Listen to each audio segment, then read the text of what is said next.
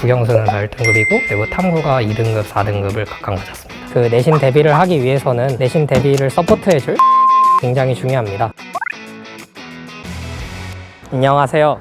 저는 서울대학교 다니고 있는 식품동물생명공학부 1학년 문선우라고 합니다. 오늘은 여기 있는 서울대학교 저와 함께 다녀보시면서 여러분들께서 궁금해하실 질문 답변하는 시간 가져보도록 하겠습니다. 그럼 출발해 보실까요?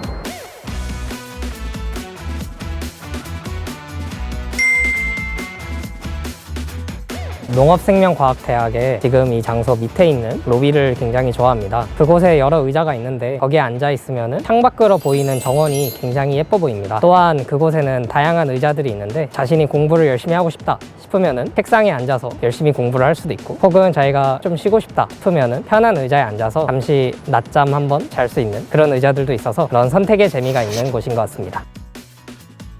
제가 기숙사에 살고 있는데요. 기숙사 앞에는 코인 노래방이 하나 있습니다. 하루 일과가 끝나고 노래방에 가서 노래 한 곡 불러주면 기분이 좋은 것 같습니다. 서울대 특징 중에 하나라고 한다면 서울대 캠퍼스가 매우 커가지고 식당 또한 여러 개가 있습니다. 그 식당들에서 각각 두세 개씩의 메뉴를 팔고 있어서 식사 때마다 어떤 메뉴를 먹을지에 따라 식당을 골라가는 재미가 있는 것 같습니다. 과잠이 꽤 따뜻해서 봄, 가을에 날씨 선선할 때 과잠 하나 입어주면 정말 따뜻한 것 같습니다. 과잠이 색이 예뻐서 즐겨 입기에도 무리 없이 소화 가능한 것 같습니다. 그리고 가끔 과잠을 입고 지하철을 탈 때도 있는데 그럴 때는 다른 사람들의 시선이 조금 부담스러울 때도 있는 것 같습니다. 식품생명공학과 그리고 동물생명공학과 두 학과가 합쳐져 있는 학부입니다. 식품생명공학과에서 배우는 것은 식품을 가공하는 방법이나 식품에서의 성분에 관해 연구하고 있는 그런 학과이고요. 동물생명공학과의 경우에는 축산들을 연구하는 학과이고 새로운 먹거리들도 같이 연구하고 있습니다. 고등학교 내신 같은 경우에는 최종적으로 2.3 등급이었습니다. 수능은 국어부터 말씀을 드리면 국영수는 1등급이고 그리고 탐구가 2등급, 4등급을 각각 맞았습니다. 서울대 외에 합격한 학교는 포항공대가 있었고 고려대, 성균관대 총 합쳐서 4곳 있었습니다. 서울대와 포항공대를 많이 고민했었는데요. 서울대만의 여러 가지 메리트가 있는 것 같아서 서울대를 최종적으로 선택하게 되었습니다. 학생부 종합전형에 합격을 하게 되었습니다. 이 학생부 종합전형의 경우에는 수시 전형이기에 기본적으로 내신 성적이 매우 중요하고요. 세부 특기 사항이 매우 중요합니다. 저 같은 경우에는 그 세부 특기 사항을 위해서 과학적인 탐구 활동들을 여러 하였습니다. 그 중에 하나 제가 기억에 남는 것은 실험이 한 가지 있는데요. 장내 미생물이 제로슈가가 장 안에 들어갔을 때 어떻게 변화할지가 궁금하여서 그 장내 미생물들을 배양해보는 실험을 해보기도 하였습니다. 진로 탐구 활동은 크게 자율활동, 진로활동, 그리고 과목과 연관된 활동들로 나뉘게 됩니다. 자율활동이나 진로활동의 경우에는 본인의 진로에 맞게 또는 본인이 원하는 탐구 활동들을 진행하면 되고요. 과목활동의 경우에는 여러 가지 학교 과목들에서 배웠던 내용들을 토대로 자신이 원하는 탐구 활동을 진행하면 됩니다. 내신은 단순하게 숫자이기 때문에 이 친구의 어떤 개성이나 특성을 제대로 보여주지 못하는 부분이 있는 것 같습니다. 여러 가지 탐구 활동들을 통해서 본인의 개성을 마음껏 보여주신다면 면접관님들도 학생을 더욱 특별하게 여기지 않을까 생각합니다.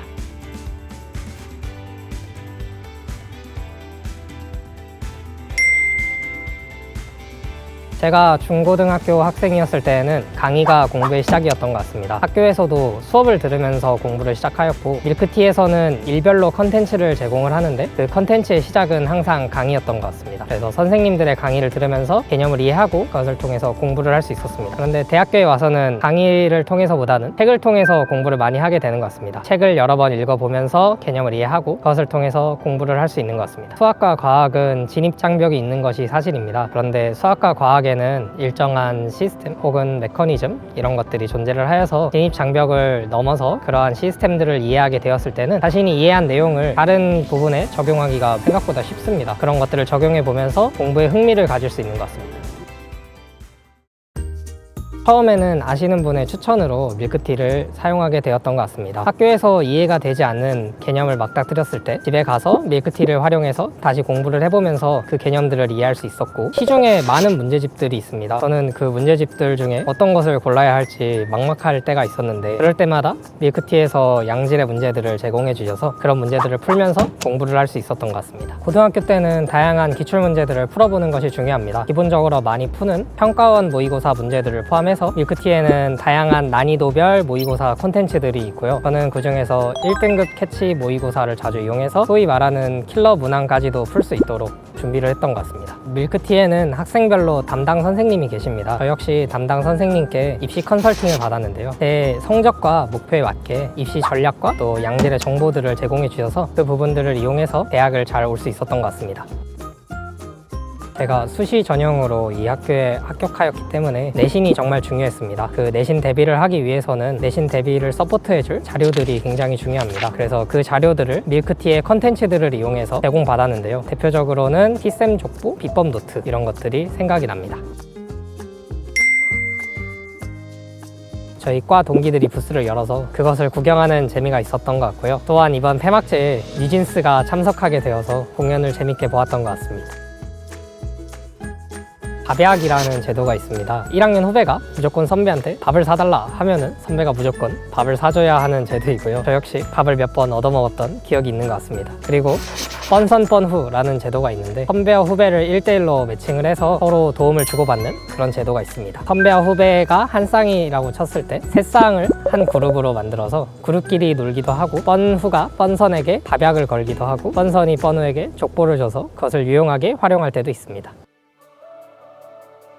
저도 처음에 서울대 왔을 때 내가 이 학교에 올 수 있을까 걱정이 앞서기도 했는데요. 감사하게도 이 학교에 들어와서 여러분들께 서울대를 소개할 수 있어서 정말 기쁜 것 같습니다. 목표를 가지고 열심히 하는 자의 모습은 멋진 것 같습니다. 여러분들께서도 열심히 노력하셔서 서울대에 올 수 있으시기를 저도 열심히 응원해 보도록 하겠습니다. 화이팅!